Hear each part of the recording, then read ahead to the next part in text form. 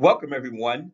My name is Lamarcus, and in today's session, we will introduce a few foundational data wrangling functions in R using the MEPS dataset as a real-world healthcare example. Our focus will be on learning how to inspect datasets, select variables, and filter out observations using the dplyr package. By the end of this lesson, you should be able to explain the purpose of data wrangling and understand a little bit more about why it is important in healthcare research. We'll learn how to use select to choose variables, filter to subset observations, and then the glimpse function to quickly inspect the structure of a data set before beginning analysis. So, data wrangling refers to the process of transforming raw data into a format that is a little bit more cleaner, more organized, and ready for analysis. In healthcare research, data sets are often extremely large and complex. So, for example, the MEPS dataset, which we will use today, contains over 1,400 variables and more than 22,000 observations. So, without data wrangling, it would be very difficult to identify the information relevant to a specific research question. So, data wrangling helps us as researchers and you as analysts uh, as well focus only on needed variables and observations, improve the readability of our code, and reduces computational burden. And it also helps to identify issues such as missing values or incorrect data types early within the workflow. Today, we'll focus on three important dplyr functions: select, filter, and glimpse, which allow us to control columns, rows, and dataset inspection in an efficient fashion. In this session, we'll primarily work with the dplyr package, which is one of the most widely used tools for data manipulation within RStudio. One reason that dplyr is so popular is because it provides a consistent and readable set of functions, often referred to as, in this particular context, verbs, for working with datasets.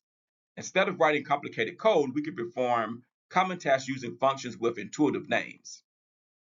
To use dplyr, we first of all have to install the package one time using the install.packages function, and then load it into each session in RStudio using the library command.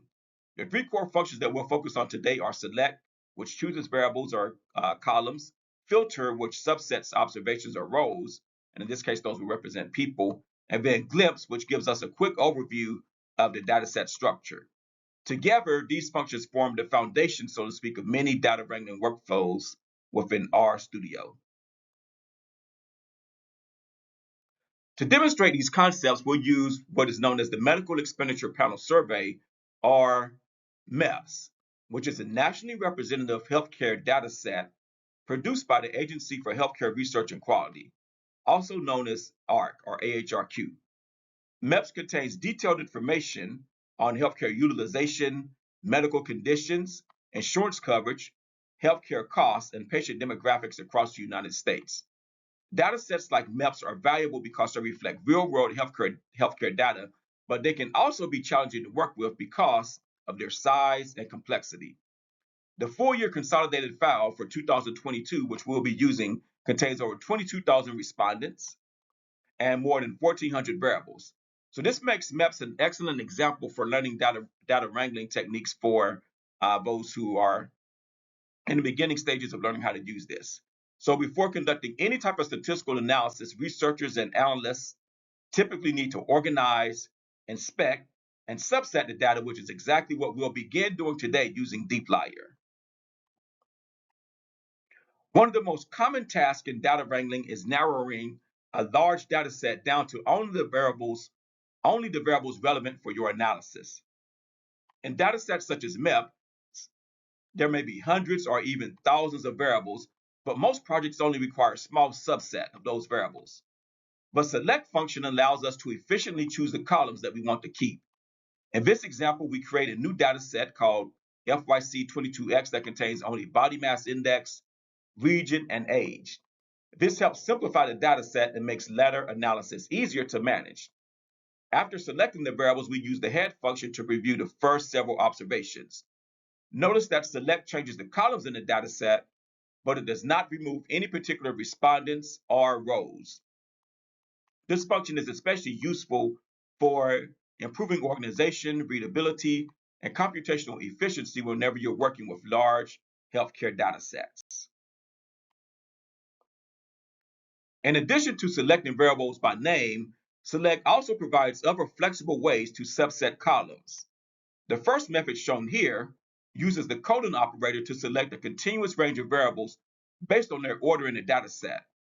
In this example, all variables from DUID through FAM SZE31 are selected, including every variable in between. Now, this is useful when related variables are grouped together within the data set. The second method selects variables based on their numeric position rather than their names. Here we extract columns 1, 7, and 8. Selecting by position can be helpful when variable names are unknown or when writing more programmatic code. Together, these approaches give us multiple ways to efficiently work with large data sets, such as MEPS. Before beginning analysis, it is important to understand the structure of your data set. The glimpse function provides a fast and compact overview by displaying the number of rows and columns, variable names, data types, and sample values from each variable. This is especially helpful whenever we are working with large data sets like MEPS, where manually scrolling through the data would be inefficient. In this example, Glimpse shows us that the data set contains over 22,000 observations and multiple variable types, including numeric variables, character variables, and labeled survey variables. Using Glimpse regularly during data wrangling helps you to quickly verify that your data imported correctly and that the variables appear as expected after we're using functions such as select or filter.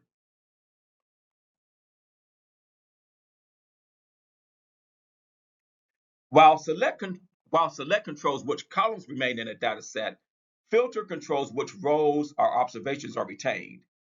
Now, this allows analysts and researchers to focus only on participants, or in this case, respondents, who met specific study conditions relevant to our question. For example, in this slide, we filtered the data set to keep only individuals with diabetes using the condition DX underscore M18 equals or is equivalent to 1. Now, this slide also introduces several common comparison operators used with filter, including equal to, not equal to, greater than, and less than operators. These conditions form the foundation of many analyses because they allow researchers to isolate specific populations such as patients with chronic disease, older adults, or individuals from a particular region. In healthcare research, filtering data sets is often one of the first steps in preparing data for analysis. As analyses become more complex, we often need to apply multiple conditions at the same time. The filter function allows us to do this using logical operators such as and, the ampersand symbol, which means and then also to, the other symbol depicted here, which means or. The and operator is more restrictive because all conditions must be true simultaneously.